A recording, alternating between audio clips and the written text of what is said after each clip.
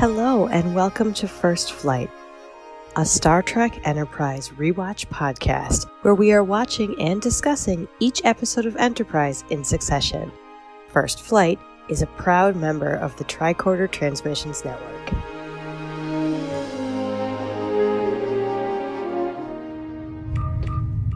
This is Commander Tucker of Enterprise.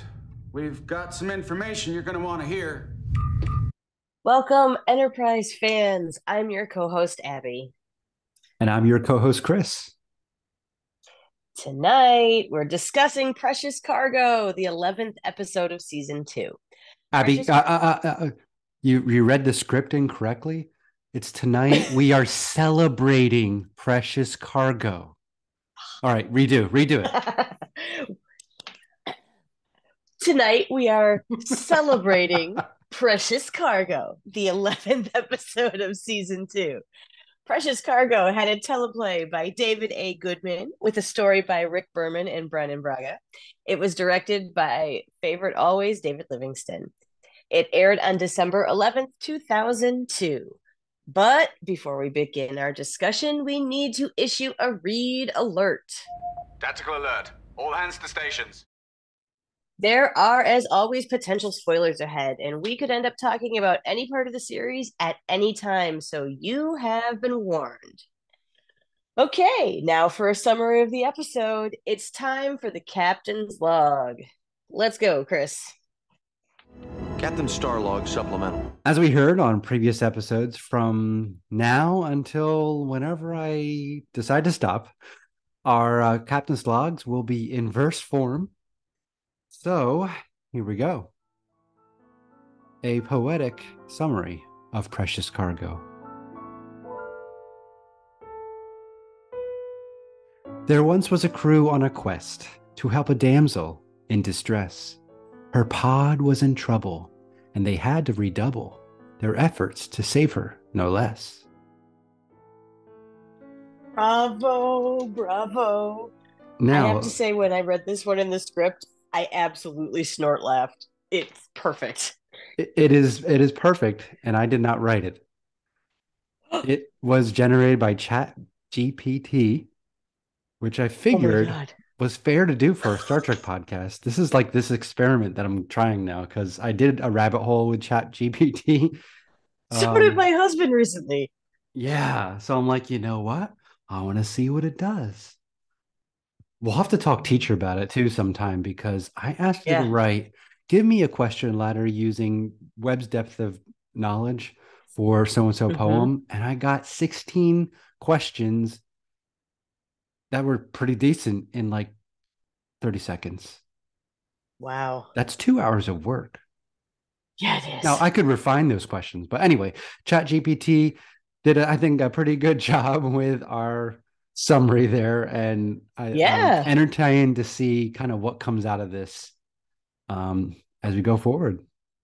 Yeah, I say we gift ChatGPT all of our summaries for the next few episodes until they don't make any sense at all. It's just fun. It is.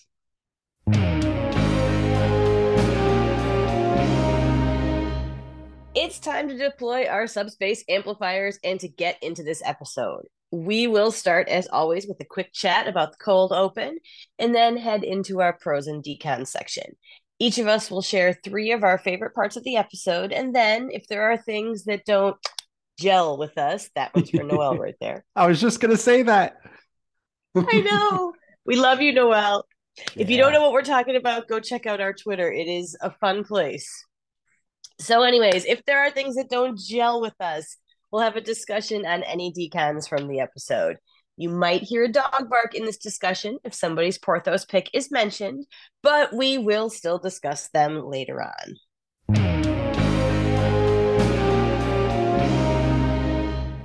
Okay, I think it's about time for us to just talk about this particular episode. So as always, we start with the cold open. So Abby, what are your thoughts about this cold open?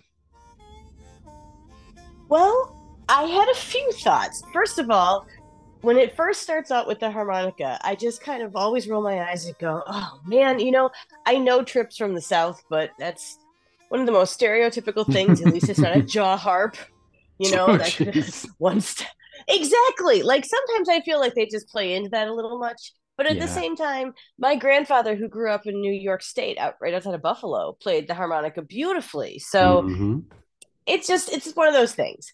But I liked we got the cool ship shot from without of Enterprise. We get the cool ship shot out the window. And after I've watched this a couple times, I kept realizing, and I was just thinking, oh, Trip's quarters are decorated. That's kind of cool. He has a giant brass scuba diving helmet in his quarters on like his top of his bookshelf space. And you see it in the last shot as you get that like long pan out and the music swells. And I'm like, that seems like a really specific, really old fashioned, really odd thing for a starship engineer to have in his quarters. But now I'm curious. And I'm gonna have my eyes open for it from now on. I didn't notice it, but he's from Florida, scuba diving, could be a thing he grew up doing, But cool this piece. looks like one of those old metal ones from like, the 1800s, real old school, even for now. Oh, sure. So it's a cool little artifact from, a time gone by. There's a lot of Florida in this episode. And so I didn't notice the scuba head thing. My mind was on something different, which I'll talk about in a moment. But I as a Floridian, I appreciated all the Florida in this episode. All right. So what is the thing that you want to mention though, that your eyes were focused on? Well, my ears first, like yours, my notes say harmonica. Wow. Is he playing his soul out? Like what's this pain, this internal pain he's playing out through this harmonica? Because I think blues kind of with harmonica, I don't know. Yeah. But then it hit me, Enterprise lately has been loving to do like untraditional Star Trek music in their teasers. Lots of piano and now harmonica. So, like, what's next? Are we gonna have just pure bassoon solo coming up? Sousaphone. Glockenspiel solo. It's the episode that Phlox learns about marching bands, and he just marches around with a sousaphone wrapped around his chest. Oh man, the fact that Phlox would love John Philip Sousa to like exercise to is now headcanon for me. Like, I can totally see that. Because it's all about smiles. I mean, you can't not be optimistic without John Philip Sousa. It is Stars and Stripes Forever, sir, by John Philip Sousa, an American composer of band music in the early 20th century. Yes, I know that. Computer, shut off the music. The king of the march. Yeah, so the big thing I wrote down was Trip is off duty. He's chilling, playing some music, his soul out. He's lounging, still in his one-piece uniform. How is that comfortable? Come on. Get comfortable. You're off duty. So there you go. That's it. As soon as you started, I was like, I know where he's going with this. And I totally agree. You're right. One of the first things I do when I'm off duty, so we can say, is put on way more comfortable clothes. Oh, maybe the uniforms on Enterprise are just that good. I came home today by 12 o'clock from the school and immediately tore my tie off and everything and put on comfortable clothes like immediately and then went back to work. But that, I don't know. Anyway, that's all I have to say about the cold open. So shall we get into our pros? Yeah, let's get into it.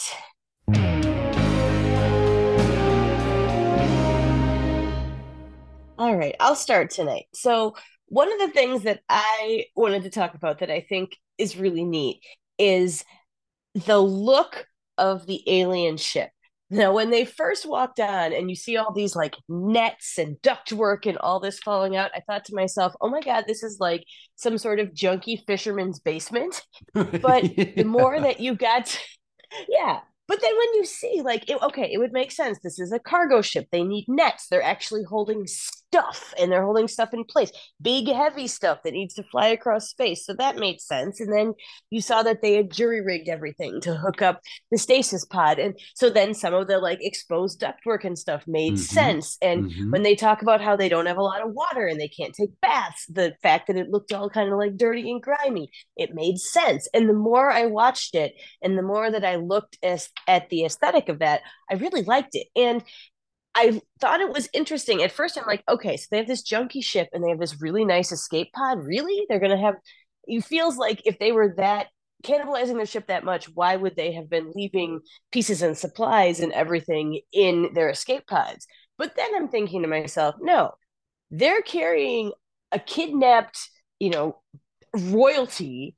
They're going to have their escape pods ready to go just in case.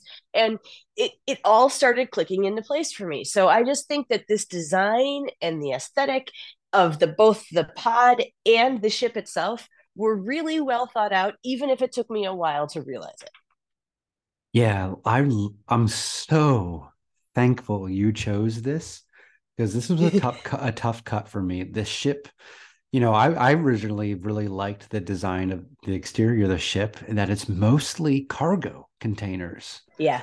We have that centerpiece that almost looks like in Star Trek Picard, Romulan phasers that has like the top and the bottom pieces, and it's hollowed out in the center. Yep. And then you have the flanking cargo bays. And so most of the ship isn't habitable. And so I just love that the interior, man, that is messy and so detailed. And I think this goes back to our comments on the 7th about set design and set decoration. They do a really great job creating these sets. Whereas in earlier editions of Star Trek, it wouldn't have been as detailed and overwhelming. Like they overwhelmed the screen, right? And maybe that was just David Livingston, like shooting it and framing it really well using some tricks, but great, fantastic pick. And yes, it makes sense to make sure your escape pod is pristine when you're in nefarious business transactions. I just love that this whole aspect of the story is what made me change my thinking the most over the episode. It was completely unexpected for me, so it definitely had to be a pro. Great pro. Great way to start. All right, well, let's start off with something else great, which I'm sure your first pro is. What have you got for us, Chris? Well, it's related, actually, unintentionally, but we always do that, I guess.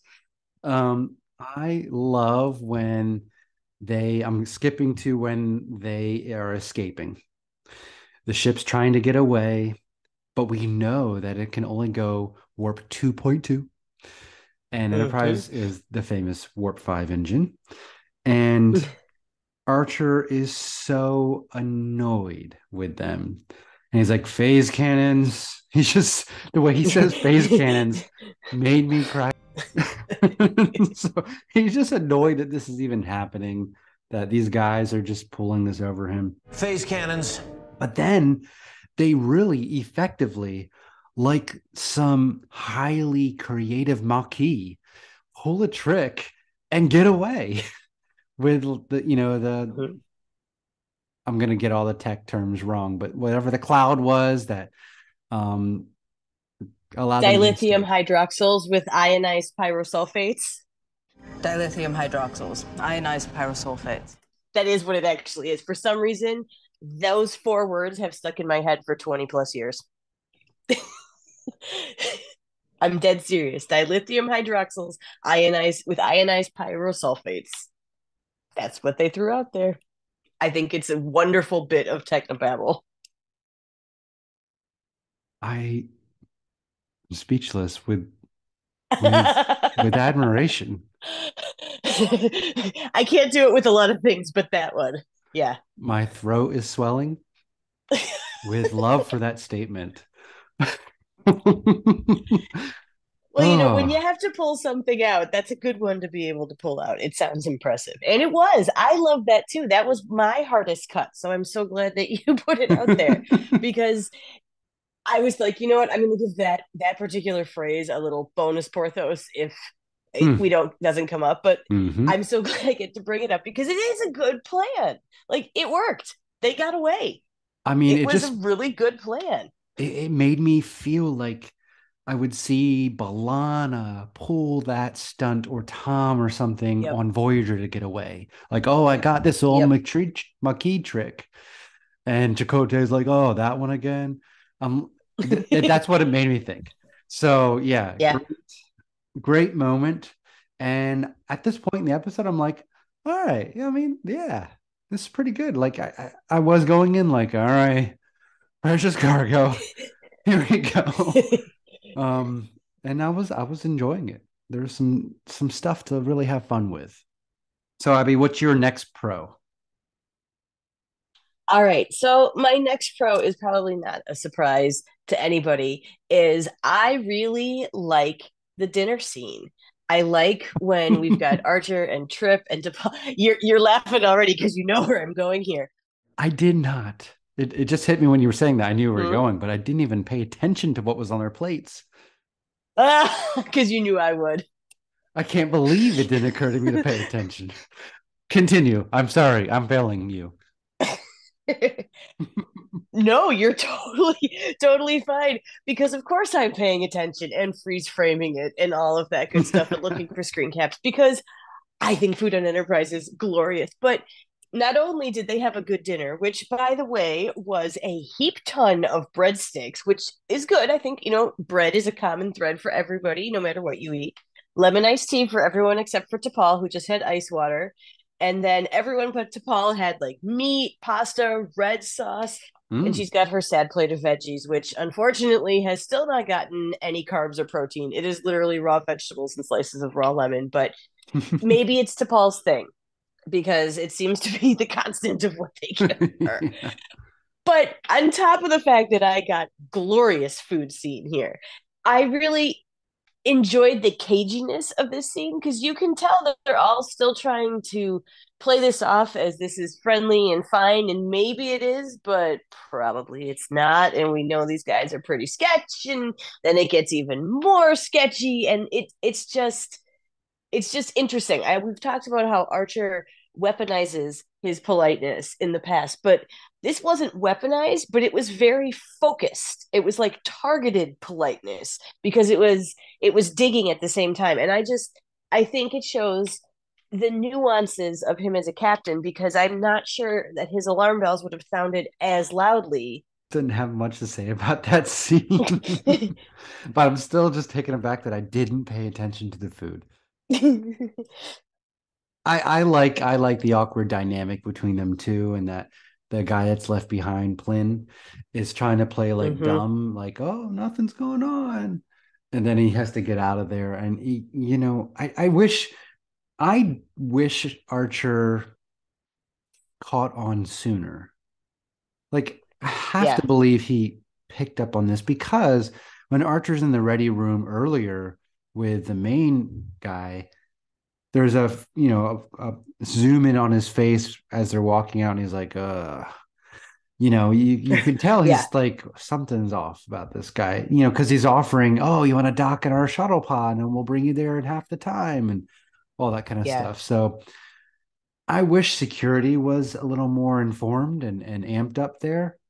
But it was a fun just moment where they're trying to make it work out. Like, Archer and crew want to have good interactions with aliens they meet. Yes. Like, that's why they're here.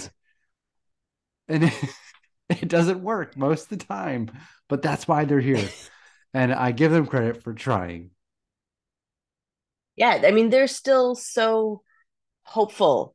And that's such a nice thing. Even when things get darker for the series, that hope just always shines through. And I like that scene here. Like, I really don't think this is what I want it to be, but I'm gonna hope it is.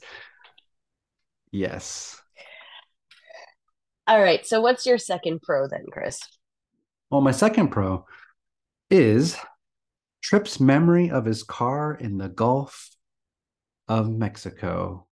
It's beautiful. It's basically summertime here for us in Florida, and but the weather's not too hot, so it's beautiful time to go to to the golf and spend time at the beach. There's an issue, though, because Trip calls it going to the shore, and that's not what we call it in Florida. It's the beach. I grew up in New Jersey where it's called, we go down the shore, but in Florida, it's the beach. So that's LA writers, I guess, getting that wrong. But I just love those memories. Connor Trinneer sells it really well. He transports you for a moment.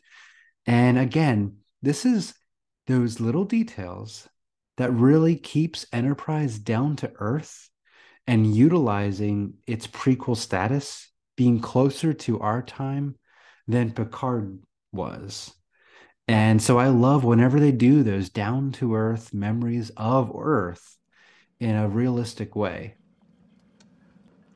We've always said that the Trip is the heart of Enterprise, and it's little moments like this and they write them for him often enough, and he sells them well enough that you believe that these are genuine little moments and little thoughts that would cross through his head, and you believe that he really does love Florida and that pan-fried catfish and his harmonica and all that stuff, which is why we still love Trip, even though a lot of these things could fall into stereotypical boxes. And I also love the realism of Enterprise. I like how you can see that it's either a few generations past where we were 20 years ago, or sometimes still a few generations past where we are today, depending which way you take that split. But it is that realism, and we've talked about that with suitcases and EV suits and coats, just like all these baseball little things hats that they have to. Yeah, exactly. That they have to think about. Where do they get all the fresh produce? Like they must have but the realism is really is a nice part of Enterprise. And I don't think you can find anyone who really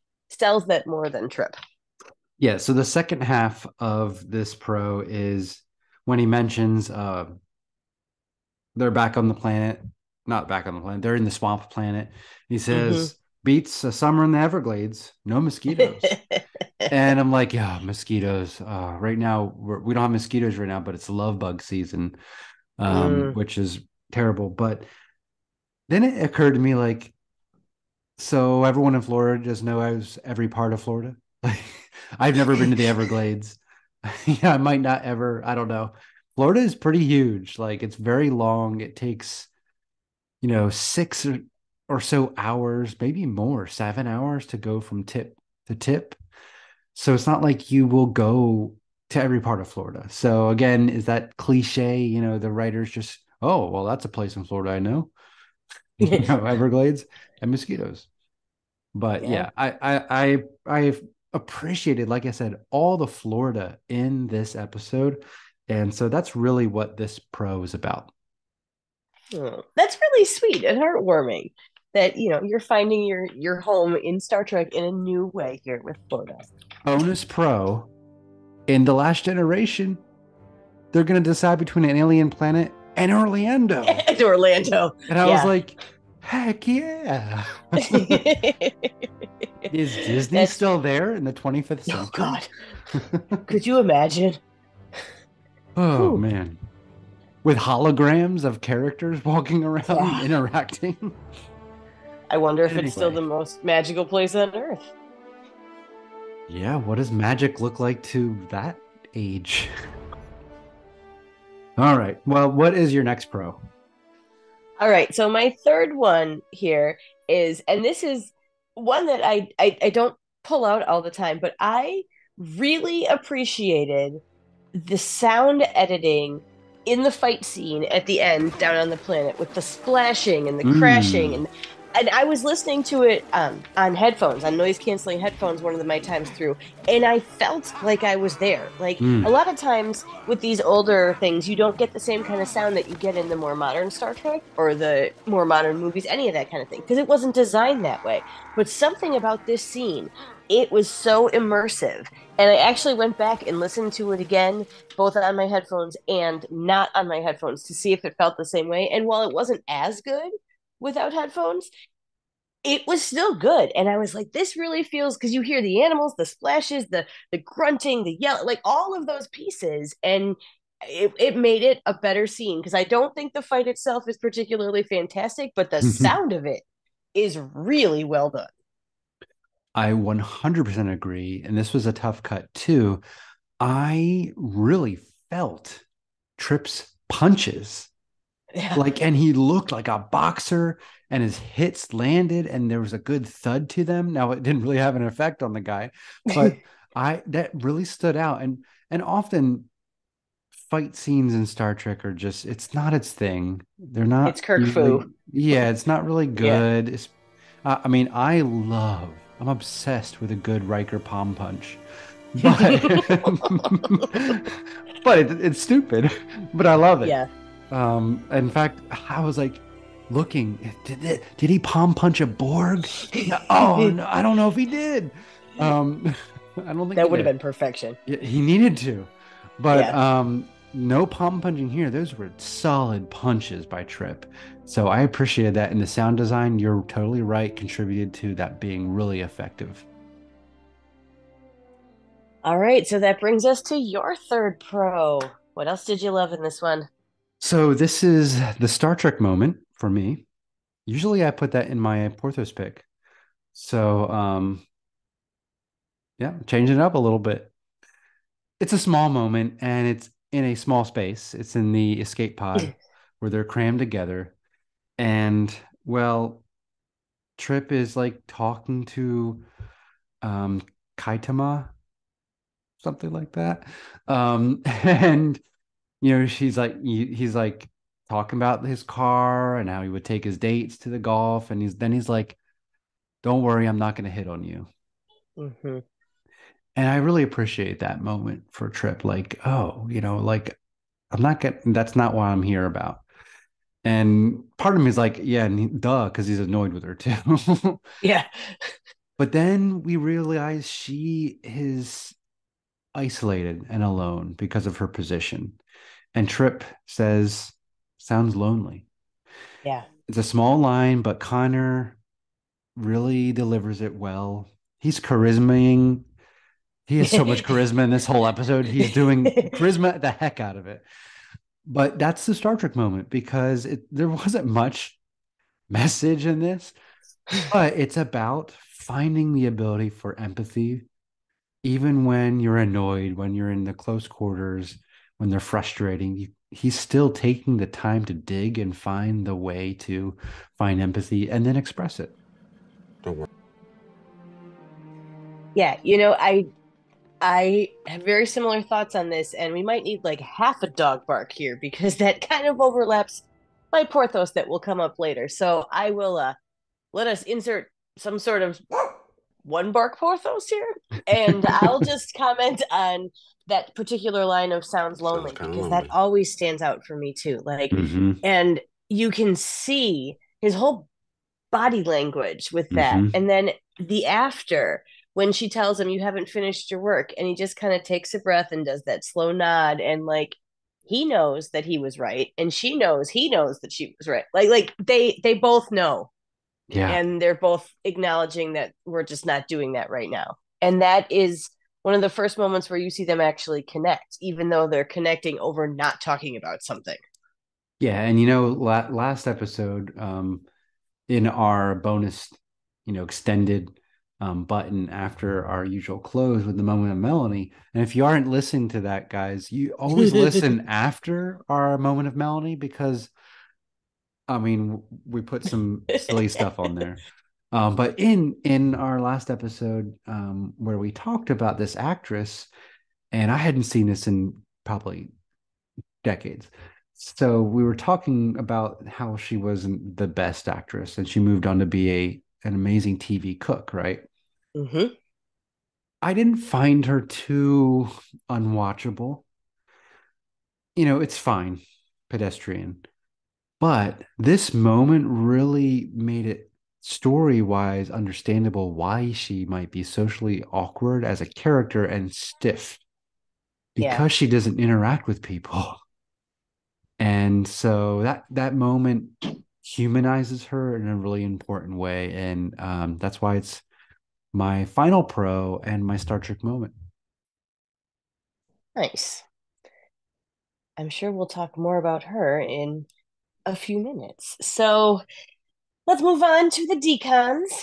I have a feeling we've got a little bit of a list today. So these are the parts of the episodes that just don't gel with us. Chris, let's start with you. What do you got this time? I only have, let me see. I'm scrolling. I'm scrolling. I'm Oh, scrolling. No, I I did have quite a few, but I do have like 8 secondary systems of positive too, which I'm not going to read, but so we're pretty balanced on this one. So I do have 4 decons. okay. And the first one says, I'm just going to read the note. Of course, she has to tear fabric off her dress. All in caps, legs in frame on the escape Oh pod. my God. Yes. And they were gorgeous legs. I can't deny it. But it was just like telegraphed and perfectly, you knew exactly what was happening there. So Hmm. yeah, rolled my eyes there. Well, and in a dress that you know she's not wearing a bra again. Like, there's no way. There's no possible way to do that. And Oh, yeah. I didn't even notice that. I didn't even think about that. Oh, I got one later that I got one Okay. later. Keep going. Okay. Um, this one really bothered me. The premise of the story is around the cliche of the bratty girl being taught manners by a man. Hmm. Uncomfortable. Hmm. Like I referenced in our last episode's button, like this reminds me of Elan of Troyes. I think that's the episode. And Yep. I just hate that episode because of that dynamic with Kurt teaching her manners and all that kind of stuff. So just not something I want to see. I don't know. Changes to be a prince or something, and then we got maybe a different way to talk about this kind of story. But Yeah. yeah, that's my second It one. is All right. not my favorite trope. We'll put it that way. No, and it can't. Yeah. So number 3. I don't know. I'll save this one for you. You know what I'm gonna about to say with that one, so I'll save it for you. Oh, We'll talk oh. about it later. Um, so my last one. No chemistry between the actors to justify the eventual sex. Yeah. None at all. I mean, he's a chemistry set all himself, but she Yes. she's a dud.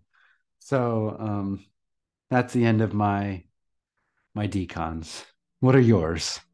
It leads me into my first one because I realized after watching this a few times through that this reminded me a lot of like the first 2 Star Wars prequels where you Oh had the gosh. terrible stiff romance and the dialogue that you just want to be like, really?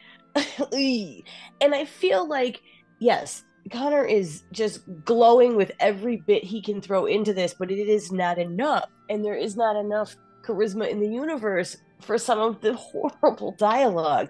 And even if Padma had been that's the actress Padma Lakshmi. Sorry, I enjoy her as a chef a great deal. But even if she had been a fantastic actress, that dialogue still sucks. So like it, and if you look back into the history of it, there's a lot of they said there were a lot of rewrites with this. There was a lot of changes, Hmm. and that there were different versions of it. And they said that they talked about leaning in the direction of it could have been like these bad guys were really dangerous and they're kidnappers and there's terse action and chases and it's like one of those kind of movies where the romance is secondary to the fact that these guys are trying to kidnap her and sell her off for ransom. Mm. Or it should have been like a total romantic screwball comedy. And that could have worked too. And it tried to straddle the middle kind of, and it didn't really hit anything then because I feel like you could when you know that and you go back and look, you can see the shadow of both of some of those ideas, but it just never came together. So Wow, what you just said like just blows my mind. Like I can see this intense action thriller one. yeah, De-age this character, make her a little girl. And we know yeah, Connor is great with little kids. And you have yeah, a better story oh yeah, automatically. yeah, yeah. I think that this had the bones to be something much better than what it ended up being. And one of the reasons, which I am 100% sure that you were referring to, was the fact that they used the stupid cornball, like bad 70s soap opera music, that the same one from the night in sickbay when they were having like the sexy dream scene. Now we're, we're going to have the kissing, face eating scene in the river, and we're going to play up that stupid music again. And it just doesn't fit. It doesn't feel right. It doesn't make it better. It fits. It fits well, what they're going for. But it does not make me feel invested in this. It makes me sigh and roll my eyes. And it made me sigh and roll my eyes the very first time it was on. So this is not just my age or the fact that this was 20 years ago. This was just lame. Well, I mean, I have to push against you. It didn't make me sigh and roll my eyes. It made me burst out into laughter because I had to text you my note that I wrote down, which was I immediately wrote down, Abby's favorite sexy time music from A Night in Sickbay returns as they kiss by the water.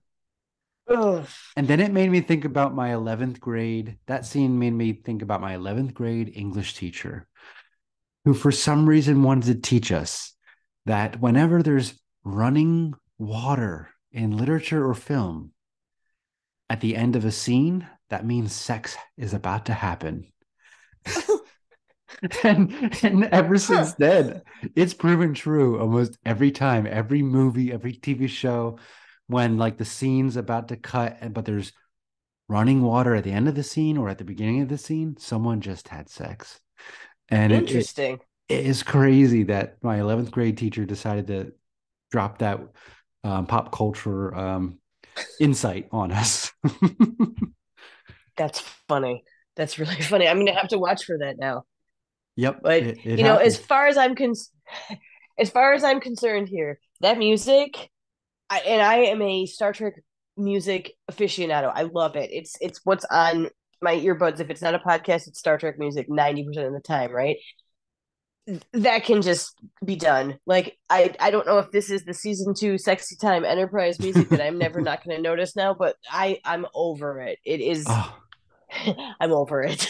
It takes me out of the episode completely, and that's not what I want my Star Trek music to do. I can't wait to get to home and find that this music echoing across the mountain, because I now absolutely love this theme, and because it makes me think of you and it makes me laugh. Oh, and well, thank you. As I showed you, I sent you a screen pictures of my CDs collections of Enterprise. Yes. And I'm like, why is this not on any of my collections? I probably have like 100 tracks of Enterprise music. Not a one has this. This is a crime against music lovers. So I need my lover music theme from Enterprise, please. But let's stop talking about it now. Do you have more? I've got 2 more quick things, and both of them about costumes. First of all, I'm sorry. If you're supposed to be sneaky kidnapper bad guys, why are you wearing costumes that squeak every time you move? Like, they are distractingly squeaky. So maybe that means that it's genuine leather or whatever that is in their culture, but I'm sorry. You're not sneaking up on anybody in that outfit. So I don't know how they kidnapped her, but it definitely wasn't like sneaking, because that just bugged me. All right, here's the big one though, where I told you she was definitely not wearing a bra. Okay, so she was not wearing a bra underneath that dress, and I think we're all pretty certain she wasn't wearing like any type of slip or undergarment that has shoulder straps on it, because we would have seen them, because her bare shoulders and a lot of her back and chest were in that dress, right? Yeah. When they wake up after their flowing water moment, she's wearing a little like nightie. It's kind of bronzy green. It has shoulder straps. You can very clearly see that she's chilly. And where did it come from? Do not tell me she was wearing that under that dress, because she wasn't. Do not tell me that she was kidnapped with a spare pair of lingerie just hanging out in a non-existent handbag. Like, where did that come from? Where did that come from? And it's only that one scene. By the time they've set up the decoy for, when the homing beacon goes off, she's back in the purple thing. It is only in that one scene. I freeze framed it. I'm like, maybe it's just the dress and it's still wet. Maybe it's mud. No, it's a completely different thing. Where did it come from? The mystery nightie. No, I mean, it's pretty obvious where it came from. That's your backup escape pod nightie. They store that in there. Oh, I can totally see the kidnappers having a thing for bronze silk, but I mean, it would go with their squeaky leather, wouldn't it? Oh, this is taking a dark turn. Yeah, I didn't even think about all of that at all. Not at all. But yeah, that I'm looking at Tricorder pictures now. I'm like, yep, you got it. She took the time to actually change. Uh-huh. Because I didn't even pay attention. I thought she still had. I was like, oh, of course, Trip is in his underwear, but she still has her dress on fully. So what's going on here? No. But it's a different thing. Okay. Yeah. Gotcha. It just, again, one of those things I'm never going to not see now. And did I go back like 3 or 4 times the first time I noticed that and check? And I'm like, maybe I'm just seeing. Nope. Did I scan the same Tricorder screen caps? Sure did. I mean, it's not unattractive. It's just wasn't there. It's magic. Yeah. Well, you know what else is magical? You're looking at these screenshots, just reminded me of that line where she says, "Take off your uniform." And I'm just like, of course, he's bleeding, and she has to treat his wound. And then it makes me think of Seven with Harry Kim and that whole silliness. So yeah. This whole thing with the costumes, I mean, they couldn't help themselves. That's what the episode became. It could have been so much more. But after that, the mysterious nighty jammies. Let's bring it back to some positives. I think I hear a dog fully barking. So that means we've come to the time where we discuss our favorite parts of the episode, our Porthos picks. And as I said, mine was half mentioned already. I'll expand a bit more here. And I don't think we've heard Chris's. So, Chris, I'm super curious. If it wasn't the Star Trek moment, what's your Porthos pick? It's a moment that, as I was watching this scene, I was like, is this really, is this happening? Yes, this is happening. Oh, this is beautiful. This is so funny. And it's the scene where I call it the Archer Tribunal Bluff. And when DePaul comes in with the full robes and she's playing along and he's playing subservient to her, and she's asking this guy about his measurements and his weight. And it's amazing. Does your culture have any post-mortem traditions? I mean, and the guy's like, this isn't fair. Like, this is total comedy in this moment. And it's a moment that could only happen at this point in the Archer to Paul relationship. This is not happening in season 1.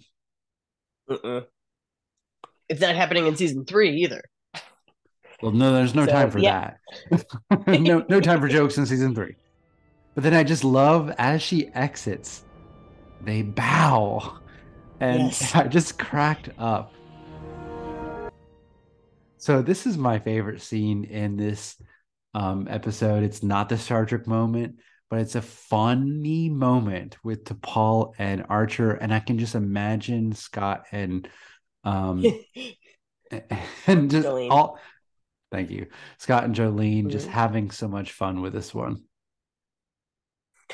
Yeah, and what I really liked is that the lighting was so different. All the furniture was gone in the room except for that table and that one chair. Like, they played this up. And this is where it makes me think too. They had the scene where they were grilling Krill a little bit more.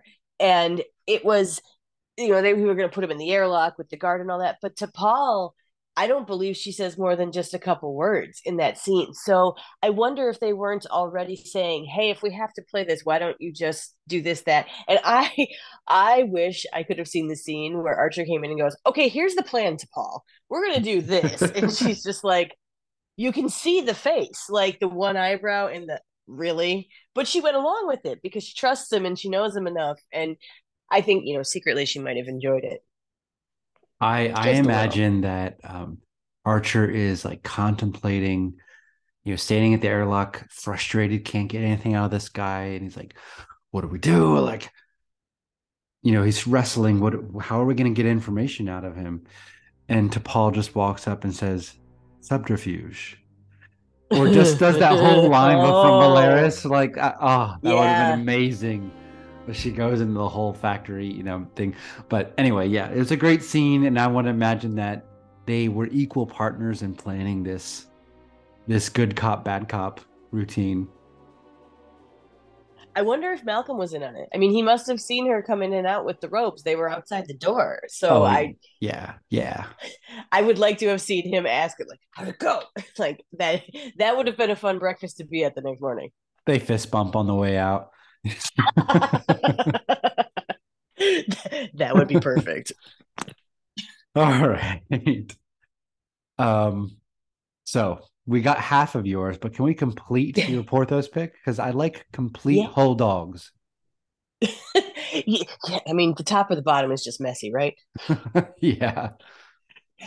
Anyways, so as I was saying before, I also enjoyed that scene where they were bonding in the escape pod. And one of the things that it really made me think was how we see this parallel in that callback to Shuttle Pod 1 when he and Malcolm were stuck in the small space. Not quite as Mm. small, but still in a small space. And oh, I got babies. Hold on one second.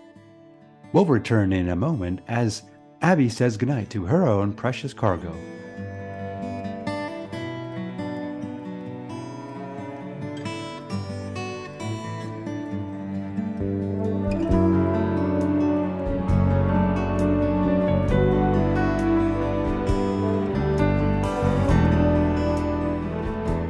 So, like I was saying, I like how it goes back. It's that light serialization that we were talking about. It goes back to Shuttle Pod 1 when he and Malcolm were in that small space together where they had to bond and it took them a whole lot longer. And you can almost see Trip here. I mean, he flat out says, this is going to be a lot easier if we stop snipping at each other. Mm. Can we just try? I'm going to try. He throws that out there so much quicker. And you can almost see him like taking a breath and going, God, if it worked for me and Malcolm and look at where we are now, let's try it with this lady. And I think that's where he's trying to generate empathy. He's trying to make these connections. You can see him actually thinking it through and going, yep, I'm going to do X, X, and X because I've had this experience and look what worked. Let's see if it'll work again. And I think that's a neat piece of character development for Trip because he reacted so differently this time because of what he'd been through. A really good point. And this is honestly a really decent Trip episode. Like, it's not one I want to watch a lot, but there's not a criticism about Trip and how he handles much of anything in my mind. I mean, yeah, he sleeps with this woman, but I mean, it happened. But other than that, like it presents the Trip character as a good character that you could look up to and relate with. Yeah, and I think that's part of the reason that we get so much Trip in this because he really is us in a lot of the situations, and he makes it easy to see where his growth comes from, and that's not how it always works in real life. So it's nice to see that in someone that you feel connected with in a show. Yeah, I mean, you're right. Like it's really true to my experience that when you're in a swamp in the middle of nowhere, dirty, grimy, it's humid, you just crash landed, you're really in the mood. You're really in the mood. Oh yeah, and after walking through a swamp carrying your high heels, yeah, Yeah. it really really gets you going. Yeah. So, Mosquitoes or not. Accessing library computer data. all right, here on First Flight, we love trivia and all of the behind the scenes tidbits. So, for each episode, we pick a few and share them out. So, I'm going to start tonight.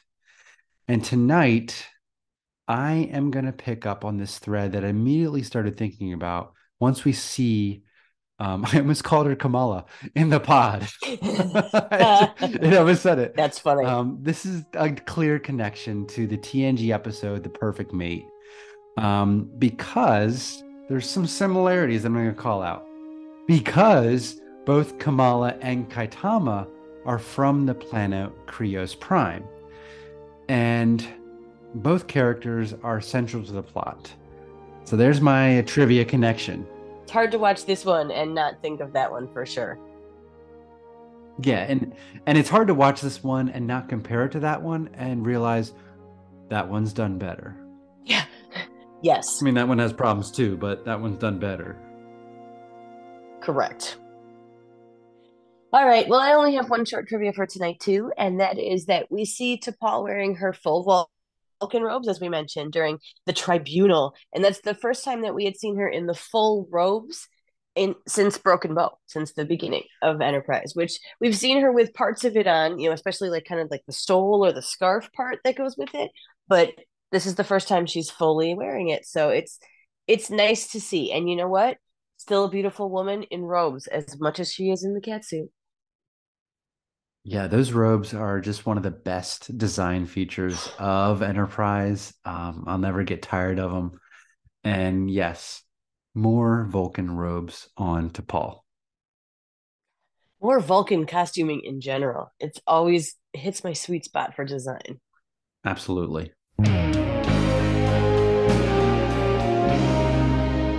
Now it's come to the time for our final thoughts and grappler ratings. And I think we have found a great deal of positive in this, but we have also mentioned a great deal of struggle. So, Chris, on a scale of 1 to 10 grapplers, how do you rate Precious Cargo?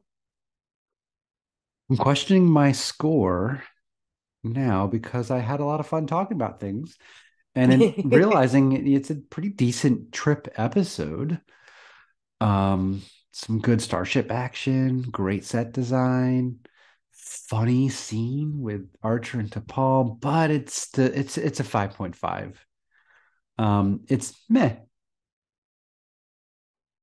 Yeah, we are on a similar vein tonight. I feel all the things you said, and I just this one, if anyone listened, to our last button, and I was like, we're gonna celebrate Precious Cargo. Like, there are just too many moments of this episode for me that make me either go or roll my eyes or just kind of shake my head. And it is not awful. It is not TNG Code of Honor. No, it's just ugh. It's kind of meh again, and it could have been so much more, especially knowing that they thought of two different ways to spin it. So This one gets just a flat out 5 for me today. Fair. Like I didn't leave frustrated like I did with Vanishing Point, which I think if that reveal, if it wasn't all fake, would have been much stronger score. So this isn't as good as the fake parts in that episode, but it isn't terrible. It's just kind of like, oh, you know what this episode is how it's going to end. And that's what you actually told me before I watched it. You're like, oh, like 15 minutes in, you're going to know exactly how it ends. And I'm like, Abby was right. Yeah. Well, you've seen this story 100 times before. And I always try to think, if I had not seen this story 100 times before, would I have been wowed? Like a lot of people say that about young adult literature. Oh, it's so derivative. Well, not if this is the first time you're encountering something. But I feel like with this one, if it was the first time I'd encountered this story, this trope, I still would have been like, eh. Like it's just meh all around. Yeah, definitely. I mean, people could say that about superhero movies, but it's if the character is unique, even though it's in a similar kind of situation, that a lot of them follow, that's what can get you through it.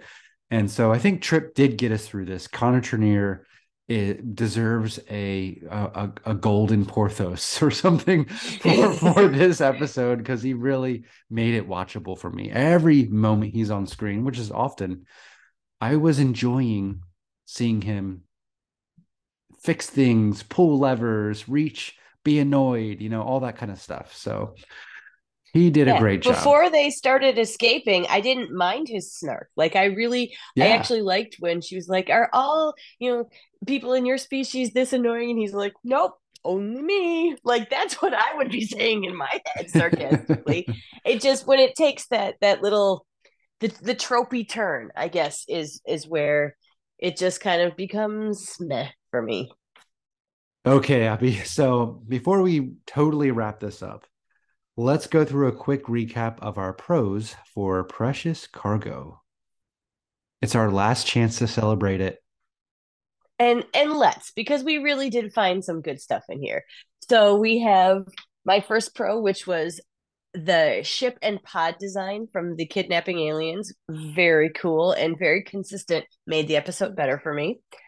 My number 2 was that dinner scene and all the food, plus that tension and that politeness that Archer can use so well to get what he needs. My number 3 was the sound editing in that final fight and how amazing it sounds, especially on headphones. And my Porthos pick was Trip connecting back to his time on Shuttlepod 1 with Malcolm and actively trying to find a way to work together in this small space because of what he'd been through before. So how about you, Chris? Run us down one last time. All right. Well, my first pro is Archer's annoyed phase cannons line as he's trying to stop the bad guys, and the bad guys get away with a clever little monkey-like trick. My second pick is Trip's memory lane of driving his car to the beach, and all the references to Florida.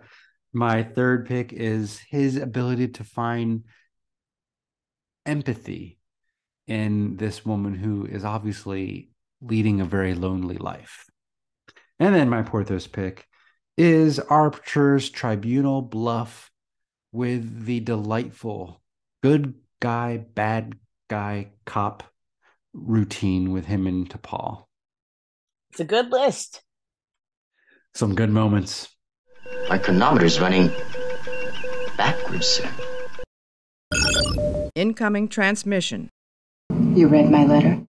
We want to remind you that we adore getting feedback and thoughts from you, the listeners, as we hope you could tell from our last mailbag episode. We had so much fun sharing and discussing your insights and ideas. And we have a lot of chats on social media with so many of you, and we're collecting again for our next mailbag episode. So this is your call for any Grappler ratings, Porthos picks, or just general comments about carrot balls, food, clothing, midriffs, all those things. And we will include those in our mailbag episode because you know what?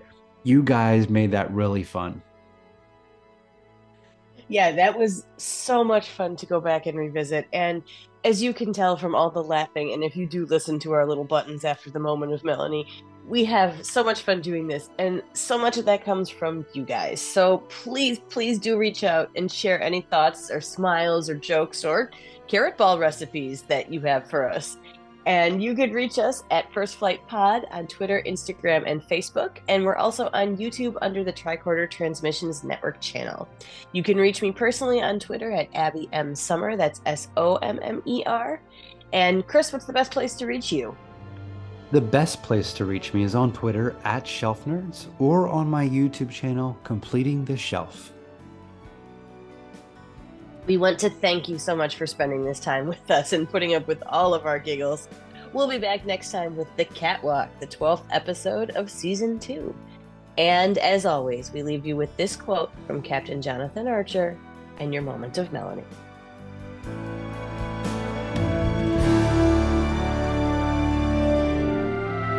The most profound discoveries are not necessarily beyond that next star. They're within us. Woven into the threads that bind us, all of us, to each other.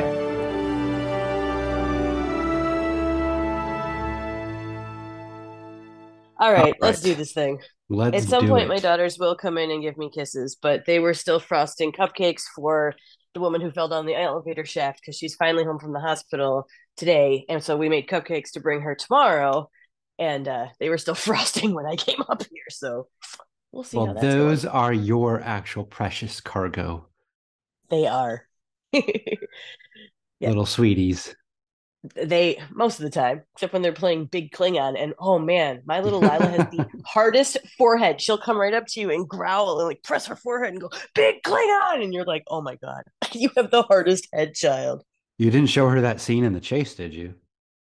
No, she has not seen that one. Okay. She has not seen that one. That's funny. I love that scene. I love that scene. One of my favorite one-off Klingons right there. It's an extraordinary episode, really. I mean, it should have been a two-parter. Yeah, Jim's right. It should be a movie. But I purposely don't watch it a lot because I want it to be that magic new. Still. Yeah. So, all right. Let's we're doing this. Do it. We're doing it, and we're doing it, and it's not super late. It's not super late. Like it's not. We can talk about food now. No, because you could still have a snack. Oh, let me tell you about food. It's gonna end up in my next Shaw retell Star Trek because I just did it myself. I think my inner Shaw came out. At least the Shaw in my head. That was experimental food. So my wife made these chocolate muffins, and she's at a woman's Bible study tonight. And the kids' behavior was perfect for me. Aww. And so I got these muffins out and I cored them, filled them to the top with chocolate syrup, and then used the chocolate syrup to make flower petals around the top of that, covered that with cacao nibs, and then did chocolate designs on the plate, on the white plate, and then layered a thin slice of strawberry on top and heated it all up for about 18 seconds. And so I'm like, I take a picture. I'm like, oh, that looks pretty good. I was just going to say, I hope you took a picture. Oh, yes. So I took it over to the kids and put it in front of them. And my daughter goes, I don't want strawberries. I had strawberries for breakfast and for lunch. I'm just like, you'll eat it and you'll like it. Humbled right there. And then they're like, oh my gosh, Dad, that was the best thing ever. Can we have it tomorrow? And I'm like, you know what? I'm going to make one for myself right now. That's funny. That's my It's great when thing. they start to get their palates back, though. Because, they always go through that I only eat 5 things phase. And that's where my little one is right now. And my older one, like tonight, she realized she liked Brussels sprouts because we love Brussels sprouts. And she's like, I think I'm ready to try that. This is delicious. I know. It's so much fun. Yeah, that's been my marriage with my wife because I was a very picky eater and she'll try things. I'm like, Danielle, I'm not ready right now to try this. I'm not against trying it. Just right now, I'm not feeling it. And then I will try it later. I'm like, why have I missed this my entire life?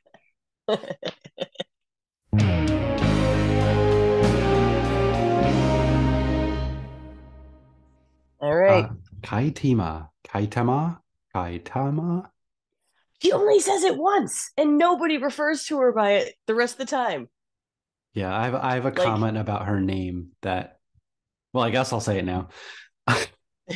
When she said her name, she had this weird pause in the syllables. Kai Tama. And I'm like, of course this lady is called the Kai. Of course. I know.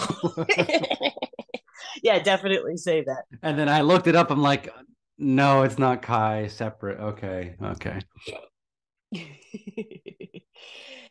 Yeah, it's an aggravating name, though. That's for sure.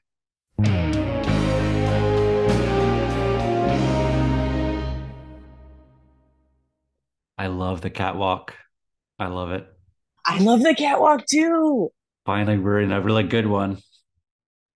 Well, and I was looking when I was scrolling through Paramount Plus to replay this one because it always wants to take me right to the next one when I'm done. I'm like, no, I gotta watch this one like 4 times, guys. But there's a thumbnail of Trip for like 4 episodes in a row. which is just really interesting because it's this kind of middle of season 2, and he's getting Mm. all the thumbnails. Like Dawn is coming up. That's a big one for him too. Mm-hmm. Yeah, I mean, it's interesting that we've had so much trip in the middle here. Yes, and you, you just reminded me to look at thumbnails for, upcoming our show artwork. And I was like, oh, I think I got to start making some more. And then I pull up the one for Precious Cargo, and it's the shot of him. And in my secondary system, I wrote it. This is where's my note? Oh, it's the trip. I got some smile at the end. Like he has this weird little smile as she says, "Come to my planet and find out." I'm really glad he never went back to her planet. Like, oh yeah. Why could she not zip up that stupid uniform at the end? Like, I didn't put that in there, but seriously, everybody else wears it all the way up to the neck. No. I was delighted she wore the uniform, right? Okay. Yeah, but then wear it right. We already know you're beautiful. We've already seen everything you got, pretty much. Zip it up. Look, she was not wearing any midriffs. Like she got shorted on the deal. Like so, all right, true, but you got a whole lot of leg that we don't get from the other people usually. That is true. That is true. No, I was just celebrating she was in a Starfleet uniform, which like if this was TNG, it would be another weird onesie. DS9, it would be an asymmetrical top. Yeah. With a bold pattern. Bold Boimler wears that. Absolutely. Wait, is it Rutherford? Is my top not asymmetrical enough? Asymmetrical enough? Yeah. I love that one. I love Grounded. It's one of my favorite episodes. It's one of my favorites too. It's one of the only t-shirts that I bought from the 3rd season because I just first of all I really liked the t-shirt because it's got the Phoenix and it's the Bozeman Montana poster.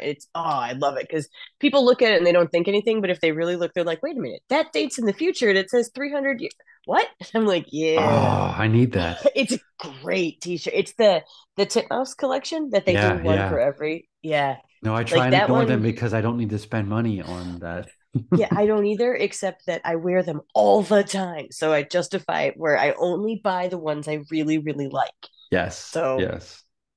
But you better buy them quick because some of them go faster than others. And like, I really would have liked the one from Kayshawn, His Eyes Open, because it says Kayshawn when he was a puppet, but it's on this like ugly peachy orange color that will make me look like death. Yeah. And I'm like, man, I would have totally bought that one, but not that color. Again, that's another episode. One of my favorites. I know, it's so fun. Every time it's funny.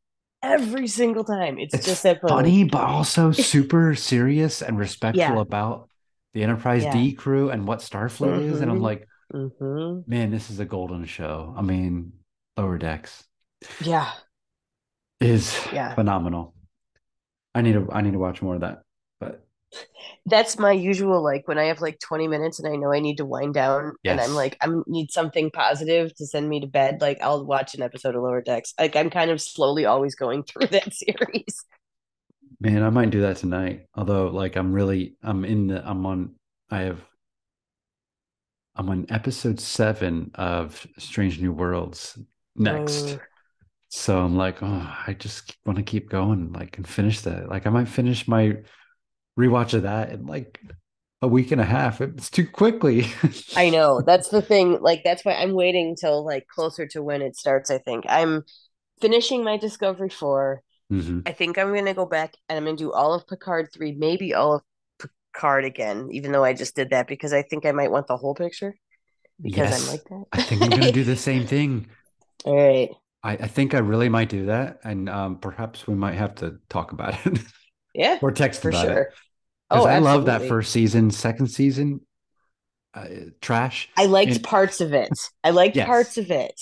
There were some really amazing parts, but there were also some really not amazing parts. Let me take back trash. Like there's so many amazing moving moments that don't cohere together. I into feel a like it was meaningful 3 whole. episodes longer than it needed to be. They put too much filler in to make it 10 episodes. It was a 7-episode story. Well, and there's no reason, like, why did Picard have to go back to this exact moment to make this connection with who his mom was and get over that trauma? There's no like narrative connection for me that I saw the first time. So I haven't rewatched it. So I'm looking forward to watching season 1 and then going to this and looking the whole thing. See, and I felt like, because I did that right before season 3 started, and I feel like I liked it more. And I feel like, I mean, I'd rewatched it after the season was done as a chunk, but I feel like now that I've thought it through and I've marinated, I like the fact that you watch it as a chunk. Like, I kind of, there's like 2 to 3 episode chunks. Alex was telling me that when they get him as screeners, they get him like that. So he always feels like he watches them in the way that the creatives wish they could put them together if it wasn't a 10-episode streaming thing. Like, it's more like 3 movies as opposed to 10 episodes. And I feel like Picard season 2 was more like 2.5 movies or 2 really long movies. It wasn't actually a full 3. And they padded some stuff in there that if it had been 13, they could have filled in some of that a little bit more and it would have felt better and more connected and more fleshed out. But they didn't. They just had to fill, and some of them just, and it didn't live up to the Stargazer, which was so good. And Penance. Yeah. And Penance. And how Rios is dealt with, it just hurts my heart. I love that character. But yeah, watching season 3, that's made season 2 better in my mind. Yes. Because Q like prepared him. Yeah. For family and 100%. Like he had to heal him before that happened. So that's wonderful. Already makes it better. Yeah, I think some of my feelings are also related to just the cast and how they were treated in season 2, like with Soji's not in it at all. She's playing this other character, which is like in the tradition of Soongs and Brent Spiner and stuff. But yeah. I feel like the only part of the ending that I really, really liked was the Q and Picard scene. Like that scene is glorious. And even Q like saying goodbye to everybody else, whatever. Like that part, that's worth it. Yes. I wish we could have had a whole episode of them sitting in the solarium just having a chat. I would have watched that with bated breath 1,000 times. Yeah. But And the Borg storyline with Jurati was awesome. Yeah. And until the end where I feel like it went nowhere. Like I loved the two of them together, but then like they're still sitting there. Yes? No? Well, I appreciate Terry. Like, there's only so much time, and he had a very specific story to tell. So people complaining about not enough Raffi and Seven, I get it. Like it was set up, but that's not the story that was being told. It's not like they're ignoring that. Right. It's just not the story. Now, I wish there was a little more like performance cluing in. Yeah, like Frakes and Sirtis did for years. They could have been doing some of that going on, but I appreciate that this secondary Borg collective is still there, and there's a story that can be told with it. I hope we come back to it. I hope it's like a little mini series, like they're talking about, doing movies and mini series now. Like, let's do that. Let's just do 6 episodes of one good story. I'll take it. Be fantastic. Yes. Yeah. Steal that from Star Wars. Do that well. Can it be the Voth? They tried to wipe out Earth. Yeah. So it's no longer a possibility of having the distant origin theory. Like, I don't know. That would be really something interesting. Like I'll hire me. I'll do it. Yeah, no kidding. All right, let's stop recording because I do have a question to ask. That's okay. This is like an amazing button. This should be as long as the episode. It's a whole nother episode.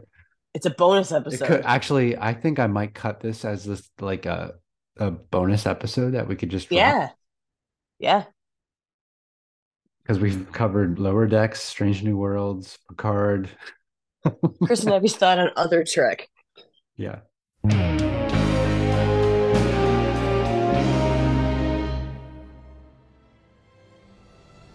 My little sister she is like, she hasn't watched Star Trek since we were kids, but she's not like against it, but it's just not something she watches. And she's like, so I think I'm gonna check out Picard season 3. So I'm like, really? Yes. Like, yeah, like Dad was watching it and I walked by and suddenly I got goosebumps seeing those characters together. It was like family.